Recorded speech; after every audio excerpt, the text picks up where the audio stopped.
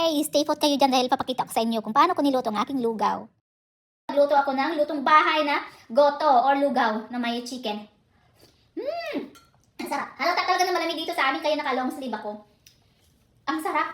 Naku, grabe. Naku, lagi naman ako ganyan eh. Parang lagi lang nagmamayabang.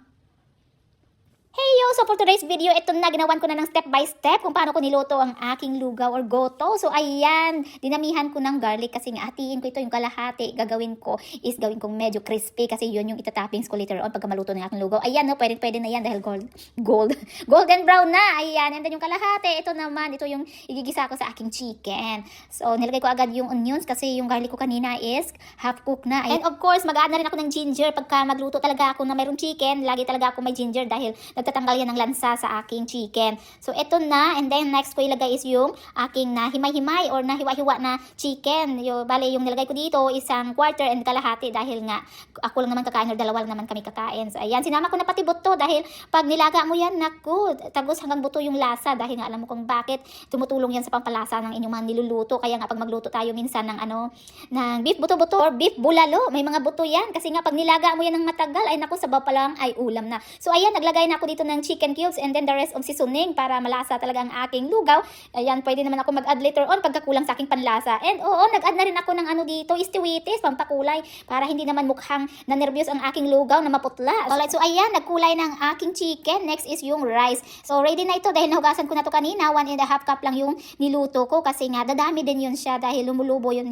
And then ito, gisahin ko siya dito ng konti. Naku, ang ganda ng butil ng aking rice, pang sushi. Ayan, no? Ang lalaki ng butil. Gisahin konti ulit hanggang sa mag-evaporate yung kanyang sauce and then maglalagay ako dito ng bonggang-bonggang tubig hanggang sa malumubo at saka hanggang sa lumambot ang aking rice. So, eto na. Yung nilagay kong tubig dito is boiling water na para hindi na kailangan ibubol dahil kumukulo na. Kunting minuto lang yan, kukulo na yan. So, ito, umaapaw na tubig talaga kasi nga sisipsipin yan or ma-absorb ng rice kaya mas maganda pag marami na para kahit papano. Maganda kasi paghigop ng sabaw lalo na sa panahon ngayon dito is malamig. Alright, so bago ko ibubol, nag-add na ako dito ng lemongrass. Ay nako, pagka may lemongrass, alam nyo bang mga kalutong bahay, ang bango, lemonade, basta sa mga gumagamit ng lemongrass, alam na nila yan. Alright, so habang nagpapakulo ako or inantay kong makulo ang aking lugaw, lumabas ako dito, nag-harvest ako ng fresh onion leaves para pang toppings later on. Pagka maluto na, nako, ito lang, basta pag masipag ka lang magtanim, lalabas ka lang sa iyong bahay, mayroon ka nang kukuha. Actually, nilagay ko dito sa ilalim ng bubong yung mga tanim ko dahil sa sobrang lamig, baka mamatay sila. Kaya ayan, tuloy-tuloy yung aking pag-harvest dahil nga naprotektahan siya sa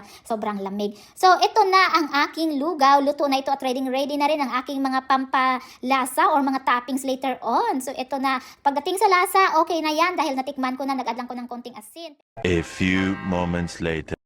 Yummy, yummy in my tummy, mga kalutong bahay. I-shout out ko lang ang aking lugaw with egg. So, ito na kompletong ingredients yan. Ayan ang aking mga pampalasa na idagdag para mas lalong sumarap ang aking lugaw. Dahil busy sa ka-prepare ng aking lugaw, so ayan, hindi ako nakapang-almusal, hindi nakapananghalian. Alam mo kung bakit pag nagtitika talaga ng video habang nagluluto, ay nako, triple yung oras na ginugugol mo hanggang sa matapos ang iyong mga niluluto, yung mga preparation. Alright, that's it for today. Thank you so much for watching.